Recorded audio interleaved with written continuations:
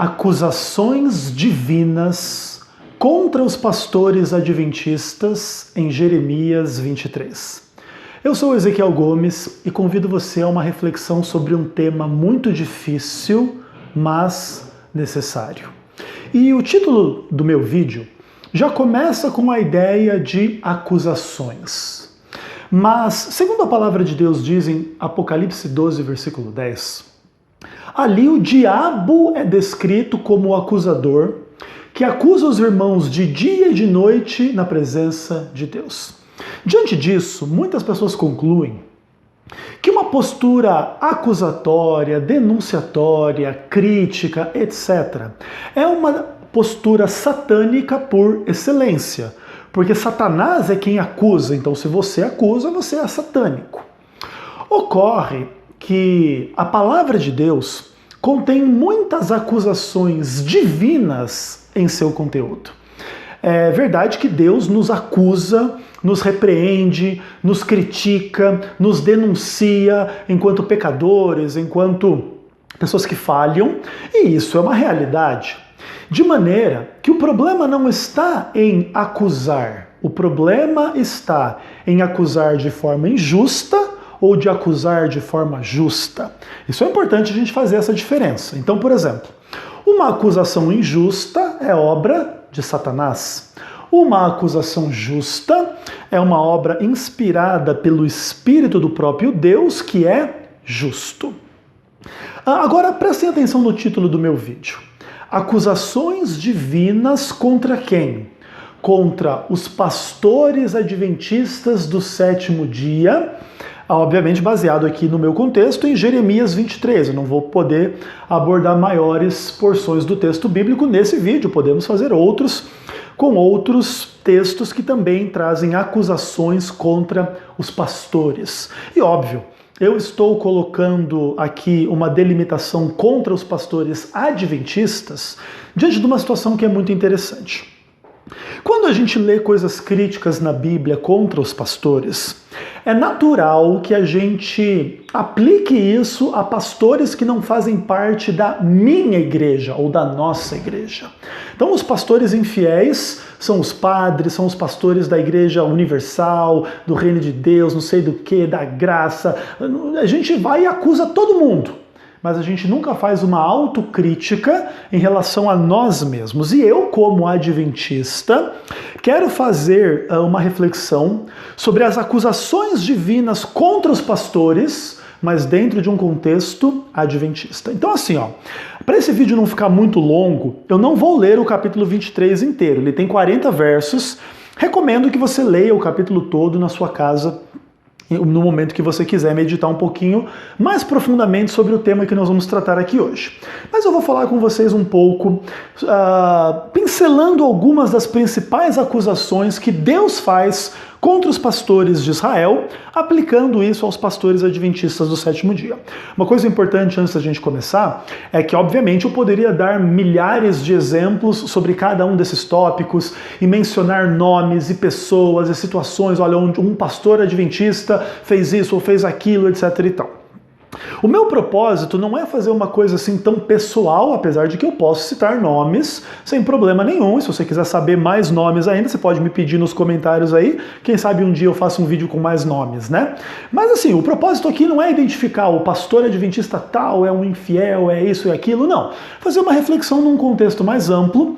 É óbvio que essas acusações também não cabem para todos os pastores adventistas, mas para quem a carapuça servir, fica aí o recado divino para você ou para quem quer que seja que essa carapuça venha servir. Então vamos lá, Jeremias 23, versos 1 e 2, a Bíblia diz o seguinte: Ai dos pastores que destroem e dispersam as ovelhas do meu pasto, diz o Senhor. Portanto, assim diz o Senhor, Deus de Israel, contra os pastores que apacentam o meu povo, vós dispersastes as minhas ovelhas e as afugentastes, e delas não cuidastes. Pastor é uma imagem que evoca uma liderança espiritual dentro de uma comunidade.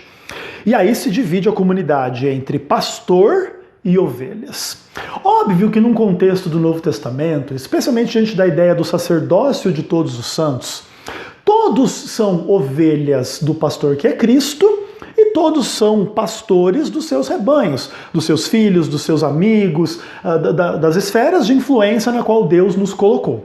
Então essa mensagem também não é uma mensagem só para quem tem o cargo chamado de pastor na igreja adventista. É uma repreensão para todo mundo que tem uma esfera de liderança na sua família, na sua igreja, na comunidade e etc. E Deus está aqui revelando que existem pastores que, ao invés de cuidar daqueles que estão sob sua influência, fazem o quê? Destroem, dispersam, afugentam e não cuidam dessas pessoas na sua esfera de influência. E eu poderia citar milhões de exemplos, milhões de casos, mas eu vou me concentrar numa discussão administrativa. Pastor George Knight, muito famoso, norte-americano, escreveu muitos livros, um grande pensador adventista, ele tem uma tese a respeito de uma das instâncias administrativas da Igreja Adventista do Sétimo Dia, que nós chamamos de união. Eu não vou gastar muito tempo explicando essa estrutura, mas pensa assim. A igreja está organizada de que forma? Um grupo de igrejas locais forma um distrito, um grupo de distritos forma uma missão ou associação, um grupo de missões ou associações forma uma união, um grupo de uniões forma uma divisão e o grupo das divisões forma a conferência geral, ok? Então a união é uma dessas instâncias. O que faz uma união? Ela de alguma maneira promove os interesses do campo numa esfera, numa região geográfica. Acontece que aí surge uma questão complicada. Uma união, então, é composta de um staff, uma quantidade X de pastores e de toda uma estrutura administrativa, de escritório, etc. e tal. Então acontece assim, olha, dentro de uma união, o que acontece? Existem ali pastores eleitos para cumprirem as funções dentro dessa união, cuidar dos departamentos, tem secretaria, tem tesouraria, tem a presidência e os departamentos todos, e eles ficam rodando por essa região geográfica onde eles são responsáveis, promovendo os interesses do campo, dando palestras sobre mordomia, evangelismo, lar e família, etc, etc, etc, etc. Acontece que essa é uma esfera dentro da igreja que o George Knight diz que não deveria existir. Porque é uma estrutura onerosa, então, mas veja, são pastores, é um prédio, é uma equipe de administração, etc e tal, de escritório, e tudo isso gasta-se muito dinheiro. Pergunta, por exemplo, quanto que custou para fazer a sede da União Sul-Brasileira recentemente inaugurada ali em Curitiba. Pergunta ali, eu particularmente não sei, mas milhões de reais foram gastos para fazer só o prédio. E aí, assim, além disso, toda a estrutura de pessoas ali funcionando e trabalhando. Então, assim, vamos pensar que existem 20, 30, 40 pastores e mais uma equipe ali trabalhando na união para ficar viajando pelo campo, fazendo palestras sobre temas XY. O George Knight diz que nós deveríamos pegar esses pastores todos, colocar eles nos distritos, que seria mais útil do que na união, ok? Então, vamos pensar assim, na cabeça do George Knight, pastor de união não quer dizer que ele não faz nada, que ele não tem utilidade, mas ele não está, assim, fazendo exatamente o trabalho que ele deveria fazer, cuidando da igreja de uma forma mais íntima, menos, assim, executiva, vamos pensar assim. Então, vamos pensar, por exemplo, assim, uma situação. Os pastores de união, eles podem passar, por exemplo, durante o ano, por exemplo, nesse ano de 2016, 2 meses nos Estados Unidos estudando inglês. Aí, assim, imagina, né? Tá cuidando de ovelha lá dos Estados Unidos. Não tá lá numa boa, sendo custeado pela igreja e tal, estudando inglês. E outra coisa, qual que é o objetivo de estudar inglês? Nós temos pessoas poucas que falam inglês no Brasil, nós precisamos de mais pessoas que falem inglês. Outra coisa, por exemplo, o site do Instituto de Pesquisas Bíblicas da Conferência Geral tem um monte de artigo em inglês. O presidente da União está começando a traduzir esses artigos, que agora ele está aprendendo inglês, né? E tal, não sei o quê. Não! Pelo menos que eu saiba, ele não traduziu nenhum artigo. Eu traduzi vários, mas ele não traduziu nenhum. Mas então percebam, esses pessoais aí nessas esferas não estão ali cuidando das ovelhas, estão o quê? Muitas vezes vivendo às custas da obra, tendo uma vida assim bem executiva, cheia de diárias, dinheiro, um monte de coisa e tal, e muitas vezes a própria igreja não vê esse trabalho mais real. Claro, é óbvio que o presidente, os secretários, o orelho e os departamentais de união, eles participam das atividades da igreja, são líderes da igreja, devem ser respeitados. O ponto aqui não é criar desrespeito para com eles, mas muitas vezes é possível que dentro dessa estrutura toda de união, existe muito pastor que merece ouvir isso aqui. Você não cuida das minhas ovelhas, e quando tenta cuidar, faz o quê? Destrói, dispersa, afugenta, etc e tal, e aí a gente pode conversar um pouquinho mais sobre isso em outro momento. Agora, essa acusação aqui divina, ela ainda está muito leve. Vamos pegar um pouco mais pesado, e veja, a acusação não é do Ezequiel, a acusação é da palavra de Deus. Versos 13 e 14, a Bíblia diz o seguinte: nos profetas bem que eu vi loucura, profetizavam da parte de Baal e faziam errar o povo de Israel. Mas nos profetas de Jerusalém eu vejo coisa horrenda. Cometem adultério, andam com falsidade, fortalecem a mão dos malfeitores para que não se converta cada um da sua maldade. Todos eles se tornaram para mim como Sodoma e os moradores de Jerusalém como Gomorra. Aqui Deus começa a pegar mais pesado. Ele fala de profetas loucos, né? Os profetas de Samaria. Samaria seria uma coisa assim mais distante, mas em próprio Jerusalém, no próprio povo de Deus, existem líderes, né? Cometendo adultério, falsidade e fortalecendo pessoas más dentro da sua estrutura. Será que existe tudo isso no ministério adventista, entre pastores adventistas? A gente ouve falar que quando um pastor comete adultério, por exemplo, ele é mandado embora. Mas será que isso acontece em todos os casos? Eu garanto para vocês que não.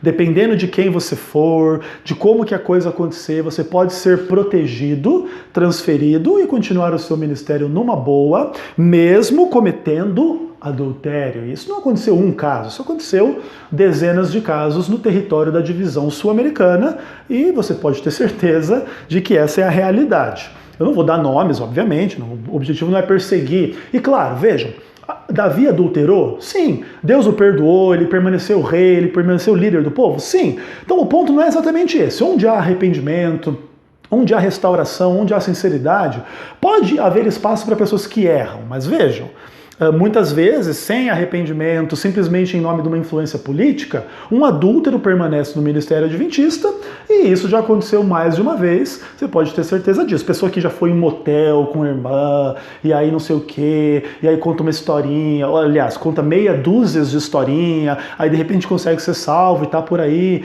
fazendo a maravilhosa obra do Senhor Jesus. Agora, veja mais o que o texto fala. Ele fala de pastores, né, profetas cometendo adultério, e andando em falsidade. É uma coisa complicada, né? Pastor que não tem palavra, pastor que mente, pastor que você realmente não consegue confiar naquilo que diz, né? E isso eu garanto para você que existe dentro do ministério adventista. Pessoa que fala uma coisa para você e fala uma outra coisa para outra pessoa. Obviamente, para um dos dois essa pessoa mentiu. E isso existe dentro do ministério adventista, infelizmente. E Deus acusa e repreende e critica uma realidade de mentira e pecado entre nós. Aqui o texto fala também de pastores que fortalecem pessoas más para continuarem nos seus maus caminhos. Vou dar um exemplo simples para vocês. Existia um presidente de união que queria tirar um presidente de uma associação do seu campo. Aí ele infiltrou um departamental lá nessa associação, e esse departamental infiltrado começou a confrontar e desrespeitar o presidente da associação dentro ali das comissões e tal, uma coisa assim meio desagradável e chata. Quando a União conseguir derrubar esse presidente, o nosso amigo departamental vai virar secretário de campo. Olha que coisa linda, né? Ele vai ser beneficiado porque ele foi lá, se infiltrou, ou foi infiltrado e conseguiu denegrir, conseguiu abalar e conseguiu desrespeitar um presidente de campo no exercício da sua função. E aí é isso que você vê acontecendo dentro do ministério. Se eu posso dar um exemplo, quiser eu posso dar nomes também, não tem problema. Aí vocês pedem aí nos comentários e quem sabe, né, a gente pode conversar mais de pertinho. Mas vejam, irmãos, e Deus vai acusando tudo isso, a imoralidade, a falsidade, essa coisa da gente fortalecer o mal no nosso meio, ao invés de fortalecer o bem. O que mais? Verso 16 do capítulo 23, a palavra de Deus diz assim: assim diz o Senhor dos Exércitos, não deis ouvidos às palavras dos profetas que entre vós profetizam, e vos enchem de vãs esperanças, falam as visões do seu coração, não o que vem da boca do Senhor. Esses dias eu fiz uma brincadeira, uma criticazinha ao slogan da esperança na divisão sul-americana. E aí tudo é esperança, a escola de esperança, não sei o que da esperança, a mensagem da esperança, o povo da esperança. E assim, e a gente está esperando uma igreja com menos politicagem, menos maldade, e a gente não está encontrando isso dentro da divisão sul-americana. Então esse slogan da esperança, ele é bonito, ele é cristão, ele é uma das 3, vamos pensar assim, características cardeais do cristianismo: a fé, a esperança e o amor. Ok, faz parte, eu creio que nós devemos ter esperança, proclamar esperança numa boa. Agora, se isso aí ficar só como um slogan, que não se tornar uma coisa real na nossa vida, como algo positivo dentro da igreja, não adianta nada falar de esperança e tirar a esperança dos membros da igreja, de que essa igreja mude e melhore, seja mais humilde, seja mais humana, acima de tudo, seja mais cristã em amor e em fé. O que mais? E aqui se fala, pessoas que falam o que vem de si mesmos, não o que vem de Deus. Pessoas que, aliás, isso aqui vai ficar mais claro adiante. Vamos lá, verso 26. Olha só: até quando sucederá isso no coração dos profetas que proclamam mentiras, que proclamam só o engano do seu próprio coração? Deus está começando a dizer que muitas das mensagens que estão sendo pregadas, muitos dos programas que estão sendo idealizados, muitos dos projetos que estão sendo levados avante, não vêm dele, Deus, mas vêm do engano, do coração, muitas vezes de vaidade, de orgulho, de desejo de status e posição e fama e glória nesse mundo, justamente como os fariseus faziam. Então assim, veja que a coisa está começando a ficar pesada, E aí o verso 31 e 32 para a gente caminhar para o fim. Eis que eu sou contra esses profetas, diz o Senhor, que pregam sua própria palavra e afirmam, ele disse. Eis que eu sou contra os que profetizam sonhos mentirosos, diz o Senhor, e os contam com suas mentiras e leviandades, fazem errar o meu povo, pois eu não os enviei, nem lhes dei ordem, e também proveito nenhum trouxeram a este povo. Existem pastores adventistas que pregam suas próprias ideias como se fossem ideias de Deus, sendo ideias que não estão claras na palavra de Deus. Ideias sobre roupa, sobre música, sobre entretenimento, sobre isso, sobre aquilo, sobre um monte de realidades dentro da igreja. Eu não estou dizendo que a gente não pode ter convicções e opiniões baseadas em princípios bíblicos sobre essas coisas. Eu creio que podemos e eu tenho. Mas a gente tem que fazer a diferença entre a nossa compreensão e aquilo que Deus pensa. Eu posso ter o direito de pensar que uma mulher não deve ir de calça no culto, porque isso fere algum princípio de modéstia dentro de uma comunidade X ou Y. Ok, eu tenho o direito de pensar assim. Mas eu não posso dizer, Deus não aceita que a mulher vá de culto ou de calça no culto, porque senão Deus não aceita a sua oração, o seu louvor, não aceita a sua fé e não tem salvação e não tem nada disso. Isso não é uma prerrogativa de pastor nenhum. Deus vê o coração, a gente vê a aparência. Então vejam, nós podemos ter opiniões, mas não podemos confundir as nossas opiniões com as opiniões de Deus. E quem tenta fazer com que Deus tenha todas as suas próprias opiniões é repreendido pela palavra de Deus. Eu sou contra esses profetas que pregam sua própria palavra e afirmam, Deus é que está dizendo. Quando Deus não falou essas coisas que essas pessoas ensinam. E aí fala-se aqui de mentira, leviandade, muitas vezes que não trazem proveito nenhum ao povo de Deus. E essa é a verdade. Bom, eu poderia terminar esse vídeo por aqui? Foram acusações suficientes da parte de Deus contra nós? Poderia, mas eu não quero terminar com um tom negativo. Apesar de perceber muitos erros entre os pastores adventistas, estar entre eles, ou ter estado, e etc., eu entendo que o mal não é a última palavra. Ainda que aqueles que não se arrependerem, o texto diz no verso 40, sobre eles pesará perpétuo opróbrio e eterna vergonha que jamais será esquecida. Se você é um pastor falso, desse tipo aqui que foi descrito na palavra de Deus, você pode esperar sobre você opróbrio e vergonha eterna que nunca será esquecida. Porém, a Bíblia diz no capítulo 23 de Jeremias que Deus iria suscitar pastores verdadeiros, novos líderes que fossem fiéis a Ele. A Bíblia diz que Deus iria levantar o próprio Cristo, o renovo justo, que faria justiça e juízo na terra. O nome dele seria Senhor Justiça Nossa. E o verso 22 é aquele com o qual eu quero terminar, e a Bíblia diz assim: mas se tivessem estado no meu conselho, então teriam feito ouvir as minhas palavras ao meu povo, e o teriam feito voltar do seu mau caminho e da maldade de suas ações. Se os pastores adventistas buscarem o conselho de Deus, não as suas vaidades, seus objetivos, seus cargos, suas benesses, se eles fizerem isso, eles vão dar a mensagem de Deus ao povo. E o povo vai se arrepender dos seus maus caminhos, e o povo vai se arrepender, e o povo vai ser perdoado, o povo vai ser transformado, vai ser salvo, e vai ser instrumento de salvação para cada um salvar um, ou para cada um salvar 5.000, ou para cada um salvar 10.000, quantos Deus permitir que a gente possa influenciar para a salvação.